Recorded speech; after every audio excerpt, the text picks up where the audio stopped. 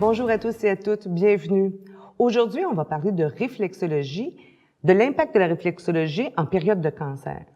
Et nous accueillons avec nous Madame Claudia Bure. Claudia Bure, qui est infirmière clinicienne de formation avec plus de 20 ans d'expérience dans le domaine de la santé, avec une spécialisation en réadaptation physique intensive.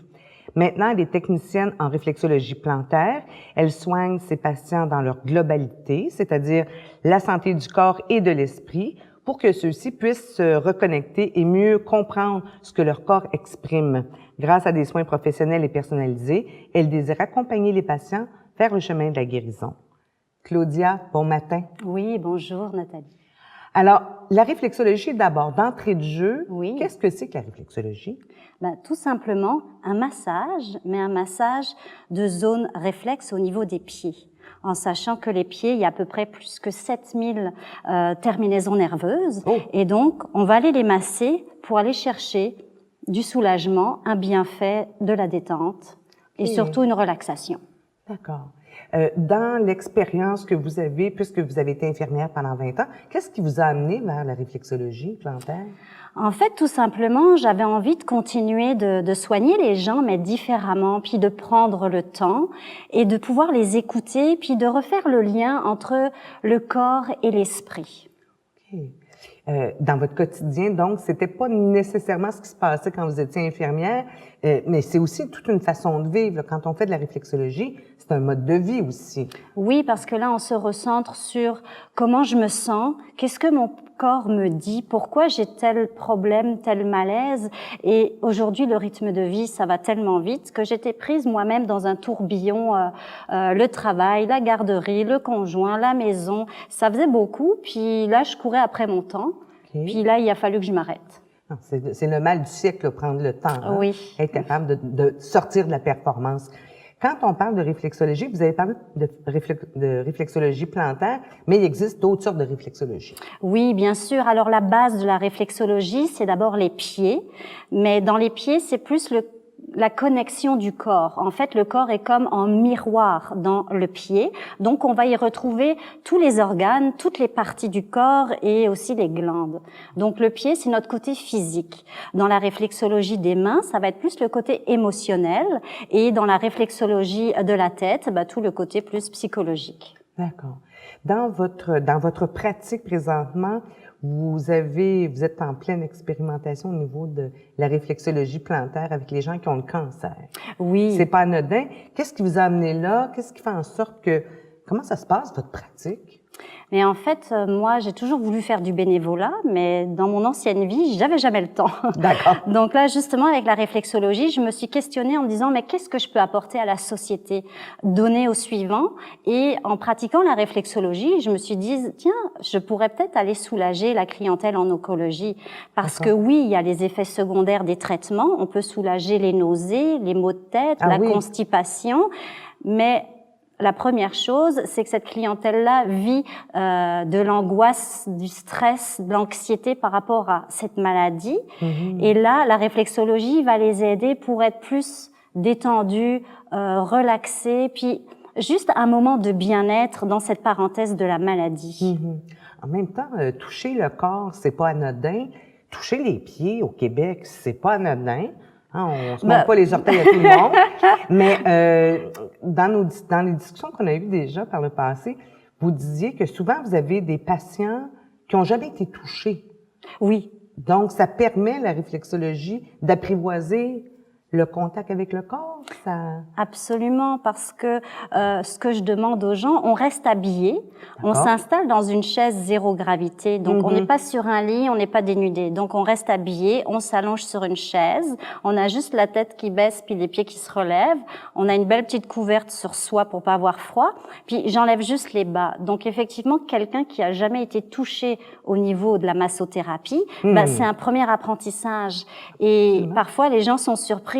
Souvent, ils me disent « Oh, mais moi, je suis chatouilleux des pieds, je suis pas sûre que je vais pouvoir faire ma séance. » Puis souvent, je les rassure, je leur dis « Là, on peut l'essayer. Vous verrez bien si ça se passe bien. Mais le toucher en tant que tel, moi, c'est un toucher thérapeutique. Donc, je suis pas là pour flatter les pieds. Je suis vraiment là pour aller chercher des points réflexes. Donc, avec mes pouces, je vais quand même mettre une certaine pression, quand même de 1 à 3 kilos de pression, même 5 kilos, dépendamment des clients qui sont capables.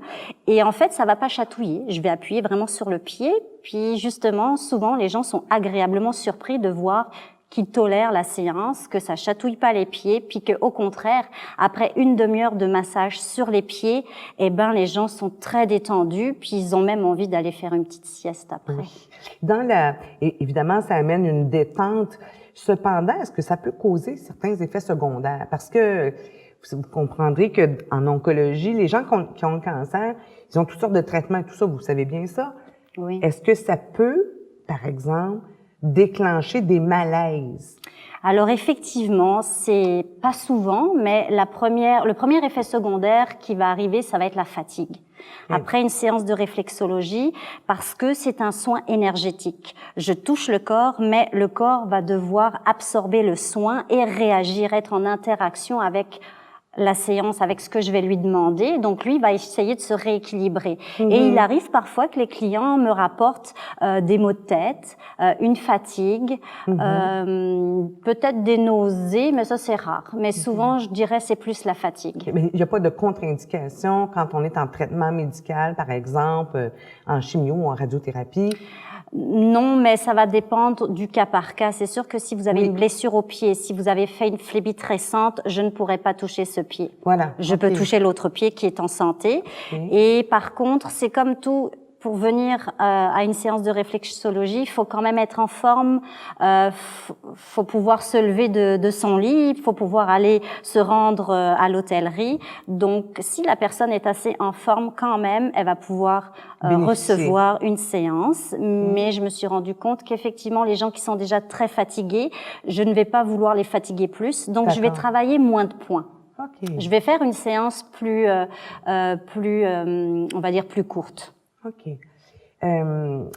Donc, c'est adapté à chacune des personnes.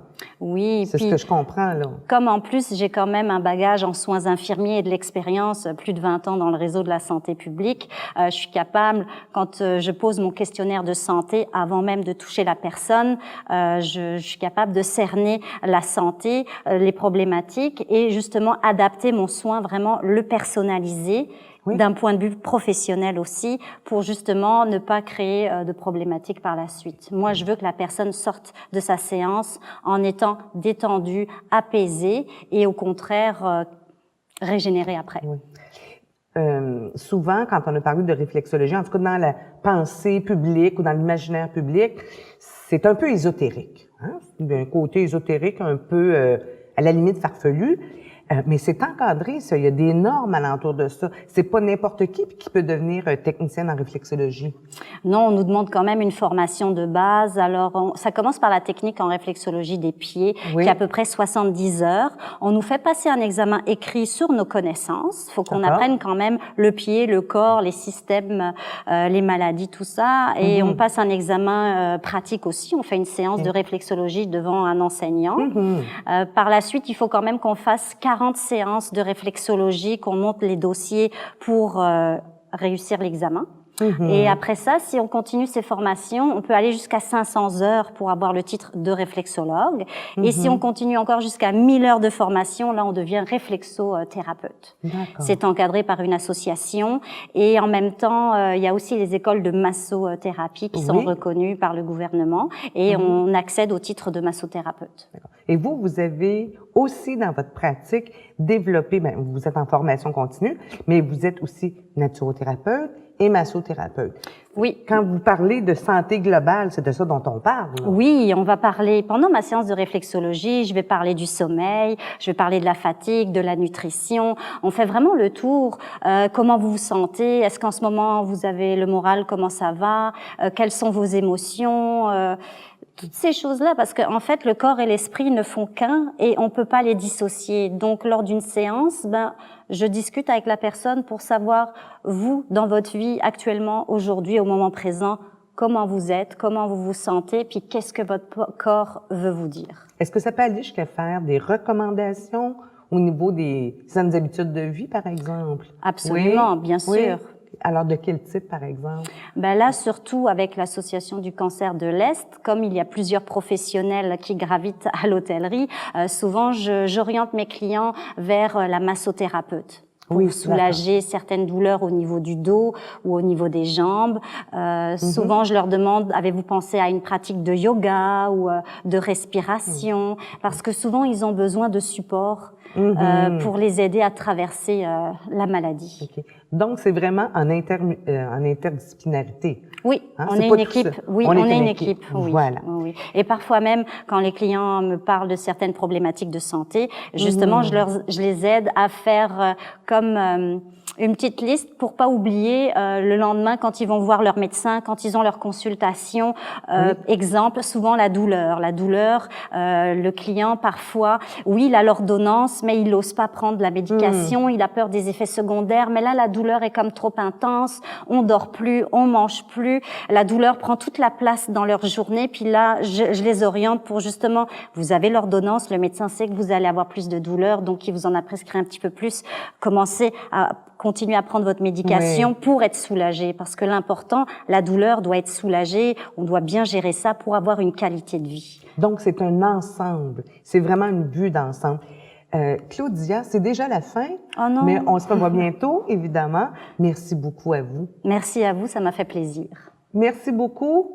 Les prochaines capsules sur verslemieux-être.tv, il vous est possible de revoir de façon continue l'ensemble de ce qui vous est présenté. Merci, bonne journée.